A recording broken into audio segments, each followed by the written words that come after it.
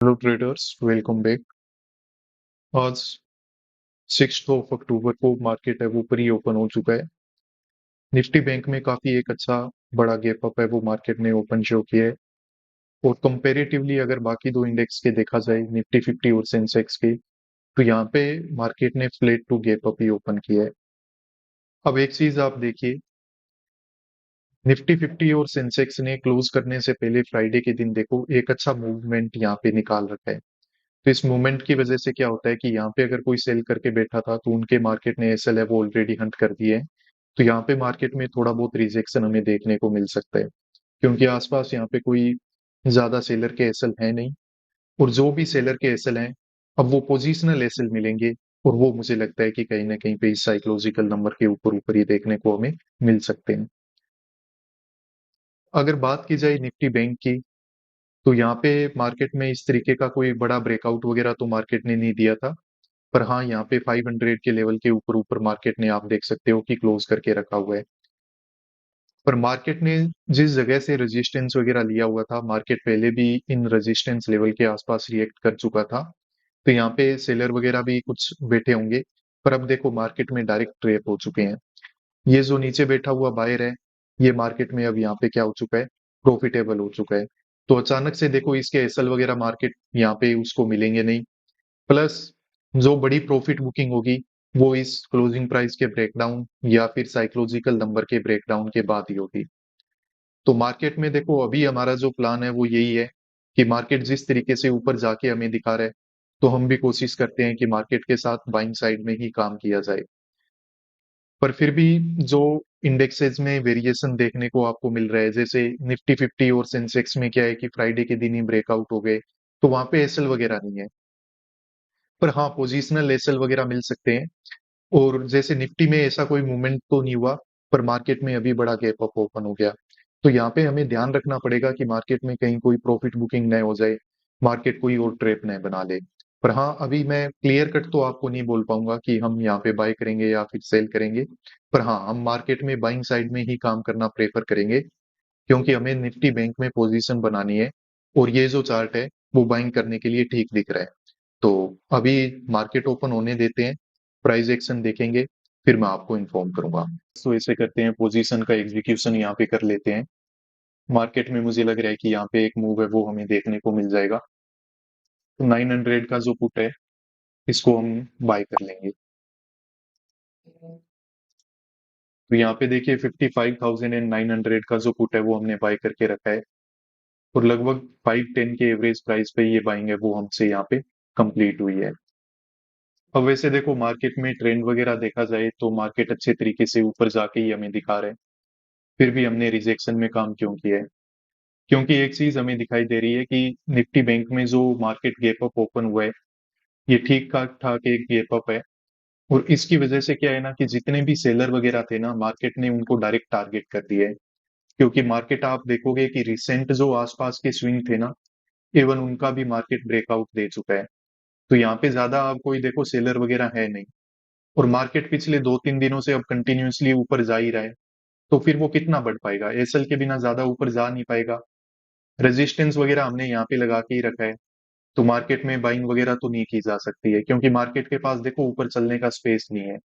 तो ओवरऑल अब ये क्या करेगा, थोड़ा रिजेक्शन में आना ही पड़ेगा। अब इसकी दो वजह है। एक तो ये है कि देखो रिजेक्शन में जब आना स्टार्ट होगा, तो नीचे बैठा हुआ बायर क्या करेगा, अपना प्रॉफिट बुक कर लेगा। और दूसरी वजह ये होगी कि जब मार्केट रिजेक्शन में आना स्टार्ट करेगा ना, तो यहाँ पे क्या होगा कि नया सेलर काम करेगा। तो नए सेलर को काम करवाने के बाद अगर मार्केट को ऊपर भी बढ़ना है तो ऐसे अवेलेबल हो जाएंगे। फिर मार्केट धीरे धीरे ऊपर है वो बढ़ जाएगा। तो इन्हीं दो पॉइंट को देखते हुए, साइकोलॉजी को समझते हुए हमने यहाँ पे काम किया है। निफ्टी और सेंसेक्स में अगर देखोगे तो क्लोजिंग प्राइस भी आसपास ही है। तो मार्केट देखो इसका ब्रेक डाउन जरूर देगा, क्योंकि यहाँ पे देखिए मार्केट में है ही नहीं, मार्केट में सेलर के एसएल है ही नहीं। तो मार्केट ज्यादा ऊपर जा नहीं पाएगा। रेजिस्टेंस वगैरह यहाँ पे भी हमारा है। तो मार्केट क्या करेगा, अब क्लोजिंग प्राइस के पास थोड़ा होल्ड करेगा, कुछ कैंडल बनाएगा, एट द एंड वो इसका ब्रेक डाउन दे देगा, ताकि नीचे बैठा हुआ बायर है वो अपना प्रॉफिट बुक कर ले, नया सेलर काम करे।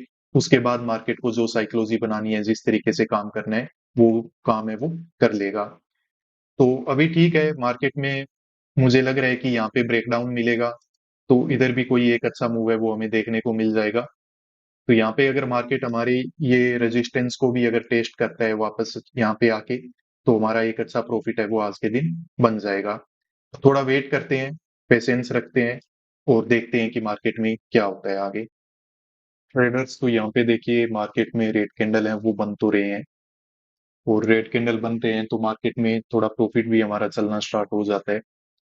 पर एक चीज जो हमें ध्यान रखनी पड़ेगी वो ये है कि निफ्टी और सेंसेक्स हैं वो क्लोजिंग प्राइस के पास काफी ज्यादा पास में है। तो ये तो हो सकता है कि अभी यहाँ पे क्लोजिंग प्राइस का ब्रेकडाउन दे दे, और इनमें अगर क्लोजिंग प्राइस का ब्रेकडाउन हो जाता है तो उसके बाद देखो ये जो निफ्टी की हमारी पोजीशन है इसमें, सॉरी निफ्टी बैंक की जो हमारी पोजीशन है इसमें ज्यादा देर तक हम वेट है वो कर नहीं पाएंगे, क्योंकि वहां पे अगर क्लोजिंग प्राइस का ब्रेकडाउन होता है तो फिर इसमें सेलिंग होना स्टार्ट हो सकती है। तो उस कंडीशन में मार्केट थोड़ा साइडवेज होके और खुद में रिवर्सल लेके आ सकता है। फिर जरूरी नहीं है कि यहाँ पे भी क्लोजिंग प्राइस का ब्रेकडाउन हो। तो वैसे मार्केट साइकोलॉजी तो देखो अच्छी ही बना रहे, कि नीचे गिर रहा है तो डायरेक्ट नहीं गिर रहा है, साथ के साथ कुछ रेड कैंडल के साथ साथ कुछ ग्रीन कैंडल वगैरह भी बना देता है। तो अचानक से कोई सेलर इतना जल्दी काम तो नहीं कर पाएगा, क्योंकि गैप अप वगैरह को देख के बायर ही ज्यादा यहाँ पे इनवाइट होंगे। ट्रेडर्स तो देखिए मार्केट में हमारी लिमिट के आसपास का प्रॉफिट हमें देखने को मिला, और अभी मार्केट में कुछ ग्रीन कैंडल बनना हमारे अगेंस्ट में स्टार्ट हो चुके हैं, तो पूरे का पूरा प्रॉफिट है वो चला गया और मार्केट में हम कोस्ट टू कोस्ट आ चुके हैं। तो अब इस सिचुएशन में डिसीजन बनाना होता है कि अब करें क्या मार्केट में। तो वैसे तो देखो मार्केट ने जो हमारा रेजिस्टेंस है इसको एज ए सपोर्ट लेके ही यहाँ पे रिट्रेसमेंट जैसा ये स्ट्रक्चर बनाना स्टार्ट किया है। फिर दूसरी बात ये है कि निफ्टी फिफ्टी वगैरह में वैसे एक बार देखा जाए तो क्लोजिंग प्राइस का ब्रेकडाउन वगैरह भी यहाँ पे इसने दे के रखा हुआ है। इतना जल्दी तो मार्केट को देखो ऊपर नहीं बढ़ना चाहिए था, पर अब बढ़ रहा है तो बढ़ ही रहा है। और सेंसेक्स वगैरह में भी क्लोजिंग प्राइस के ब्रेकडाउन तो हो चुके हैं।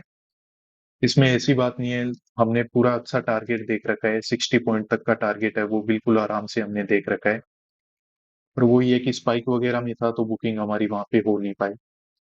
थोड़ा वेट ही कर लेते हैं, देखो अगर मार्केट एक बार अगर नीचे और स्पाइक वगैरह दे दे तो बुक कर लेंगे।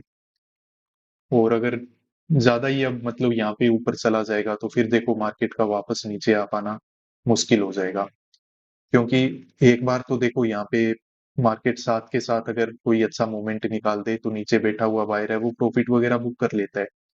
पर अचानक मार्केट जब ऊपर चला जाएगा फिर उसका कॉन्फिडेंस बढ़ जाता है, और फिर इतना बड़ा मूवमेंट है वो मार्केट ऐसे अचानक से निकाल भी नहीं पाएगा। तो थोड़ी देर देखते हैं वेट करके इसमें क्या होता है।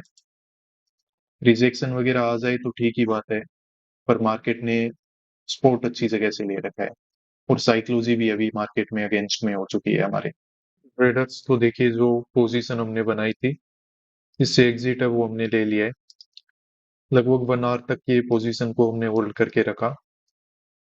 510 के आसपास हमने पोजीशन बनाई थी और 460 के आसपास हमने एग्जिट किया है, तो लगभग यहाँ पे 50 पॉइंट के आसपास का एसएल है वो हमारा अनटू है। अब देखिए एग्जिट हमने तब लिया था जब मार्केट इस रेजिस्टेंस के ऊपर निकल गया। अब यहाँ पे अच्छा खासा स्पाइक्स में हमें प्रॉफिट तो नजर आया, पर बुक नहीं कर पाए, मार्केट कंटिन्यूसली ऊपर चला गया। हालांकि ये एक्सपेक्टेड था कि मार्केट ऐसे ऊपर रिकवरी कर सकता है, पर एग्जैक्टली हमारे सपोर्ट के आसपास से ही कर लेगा ये हमने सोचा नहीं था। ये रेजिस्टेंस को देखो मार्केट ने जब वापस आके इसे टेस्ट किया तो ये एज ए सपोर्ट काम किया, और मार्केट एग्जैक्टली इसी से ऊपर चला गया। तो यहाँ पे फिर देखो एक ही चीज की जा सकती है, या तो कोस्ट टू कोस्ट निकलो, या फिर देख लो कि जैसे आपका ये वाला रेजिस्टेंस एज ए सपोर्ट काम कर रहा है, तो मे बी ये भी हमारा जो रेजिस्टेंस है वो एज ए रेजिस्टेंस ही काम कर जाए। तो कुछ इसने हिम्मत दिखाई तो जरूर, पर मार्केट में ओवरऑल इसका ब्रेकआउट हो गया। तो ब्रेकआउट होने के बाद यहाँ कहीं पे हमने मार्केट में अपनी पोजीशन है उससे एग्जिट लेके रखा हुआ है। अब देखिए मार्केट वैसे तो अच्छे अप ट्रेंड में है, मन तो ज्यादा यही था कि मार्केट में ट्रेंड के साथ रह के हम भी बाय करें। पर अभी जैसे दो इंडेक्स हैं, निफ्टी फिफ्टी और बैंक निफ्टी, तो इन दोनों में मतलब सिंक्रोनाइज नहीं हो पा रहा है। तो एक मूव है वो वैसे तो एक्सपेक्टेड था कि यहाँ पे सेलिंग होगी, और मार्केट में ऐसी बात नहीं है सेलिंग हुई भी है, पर मार्केट फिर यहाँ से रिकवरी भी उतना ही जल्दी दे के चला गया। यहाँ पे लगभग हमने 60 पॉइंट के आसपास के टारगेट देख के रखे थे। 5-10 पॉइंट और मिलते या मार्केट में यही टारगेट अगर मौका मिलता हमें, तो बुकिंग भी की जा सकती थी। पर कोई नहीं, जो चीज़ हुई नहीं उसके लिए हमें रिग्रेट नहीं करना है। तो अब आगे से हम थोड़ा ज़्यादा ध्यान रखेंगे कि हम लोग ऑपरेटर की पोजीशन और ट्रेंड पे ही ज़्यादा फोकस करें। पहले अगर कोई छोटा-मोटा मूव दिखता भी है, तो उसको इग्नोर करना चाहिए हमें, ठीक है? क्योंकि इनमें यही है कि प्रॉफिट बुकिंग वगैरह के टाइम पे दिक्कत हो सकती है। और ट्रेंड को अगर फॉलो करेंगे ना, तो उसमें क्या होता है कि हमें टारगेट वगैरह बुक करने में कोई दिक्कत नहीं होती है। बात ये नहीं है कि ये ट्रेड गलत है, ट्रेड बिल्कुल ठीक था, साइकोलॉजी बिल्कुल ठीक थी कि मार्केट में थोड़ा प्रॉफिट बुकिंग के लिए रिजेक्शन आएगा, नए सेलर को इनवाइट करने के लिए रिजेक्शन आएगा, मार्केट में वैसा ही हुआ है। पर वही है कि यहाँ पे हम अपने जो लिमिट का जो टारगेट है वो बुक नहीं कर पाए, उसी वजह से यहाँ पे हमें एसएल वगैरह लेके जाना पड़ रहा है। तो इन छोटे छोटे पॉइंट्स पे हमें ध्यान रखना चाहिए। इसके अलावा देखो ट्रेडर्स, अगर आप हमारे मेंटरशिप प्रोग्राम को ज्वाइन करना चाहते हो, तो नीचे दिए हुए इस व्हाट्सएप नंबर पे आप मेरे टीममेट से बात करो, आपको कंप्लीट डिटेल्स हैं वो प्रोवाइड कर दी जाएगी। अब ये मेंटरशिप प्रोग्राम है वो एक अपने तरीके का बहुत ही खास और एक बहुत ही मतलब अच्छा प्रोग्राम है।